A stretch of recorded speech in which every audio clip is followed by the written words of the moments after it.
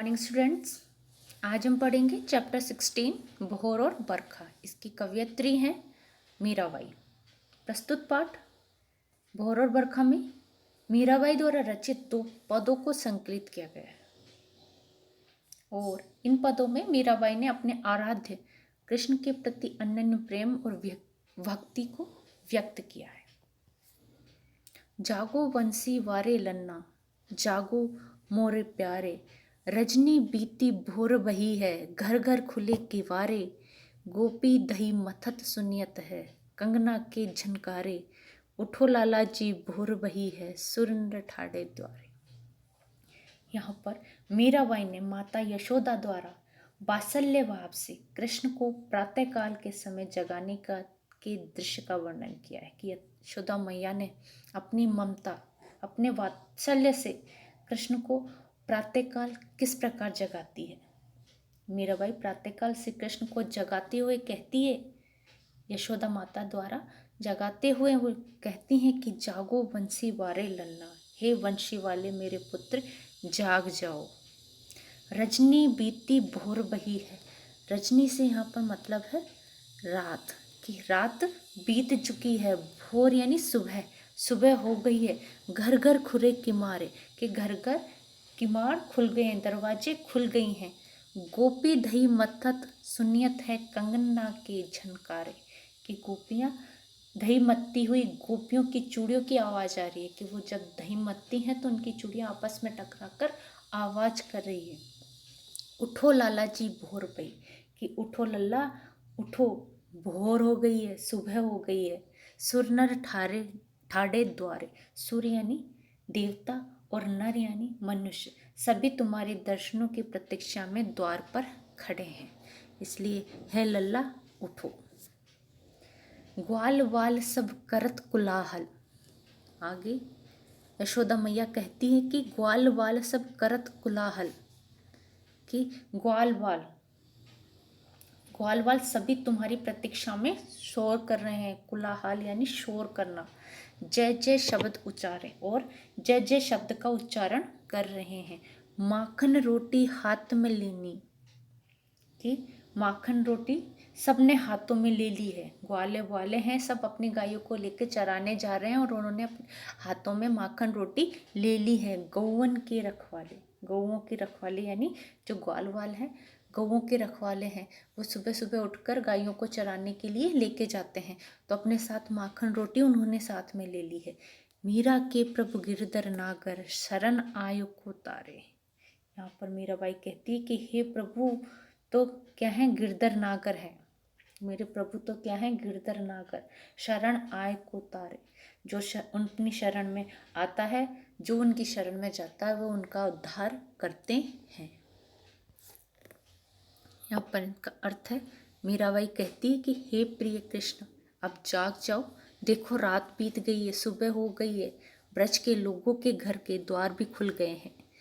गोपियाँ दही को मथ कर मक्खन निकाल रही है, उनके कंगनों की छनकार साफ सुनाई दे रही है।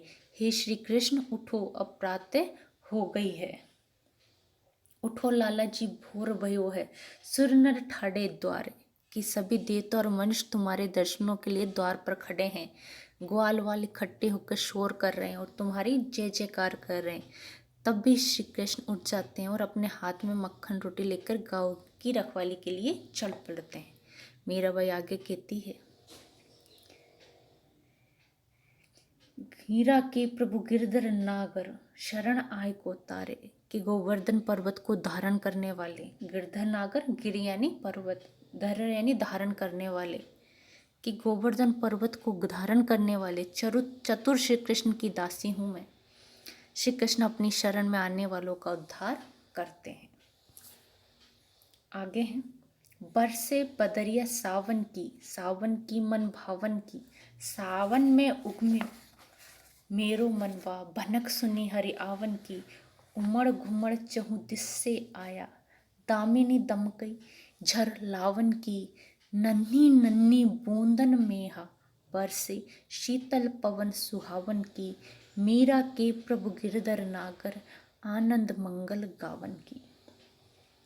जो दूसरा पद्यांश है उसमें मीराबाई कहती हैं कि सावन के महीने में वर्षा होने से उनकी जो मनोदशा है उसका उन्होंने यहाँ पर मीराबाई ने वर्णन किया है।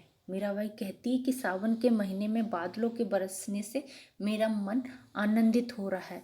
बरसे बदरिया सावन की मन भावन की, यानी जो सावन के महीने में बदरिया यानी बादल जो बरसते हैं उससे मेरा मन आनंदित हो रहा है। सब तरह से उमड़ घुमड़ कर बादल आ रहे हैं। सावन में उगम्यो मेरा मन उमंग से उठा है। उगम्यो यानी उमंग से भर गया है।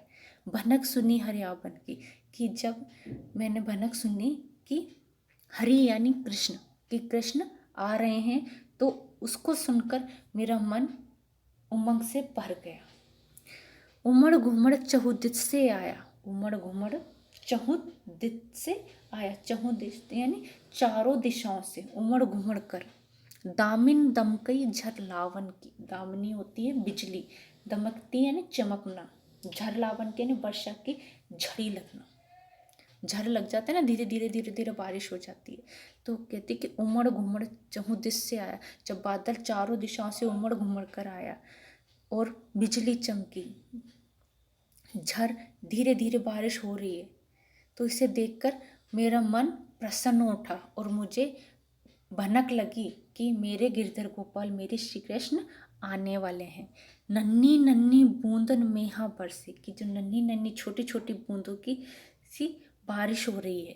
शीतल पवन सुहावन की, और उस बारिश में हवा ठंडी ठंडी हवा चल रही है। मीरा के प्रभु गिरधर नागर, आनंद मंगल गावन की। मीराबाई कहती हैं कि मेरे प्रभु तो गिरधर नागर है और यह समय उनके आने की खुशी में मंगलकारी और कल्याणकारी गीत गाने का है, आनंद मंगल गाने का। और यह समय उनके लिए मंगलकारी और कल्याणकारी गीत गाने का है।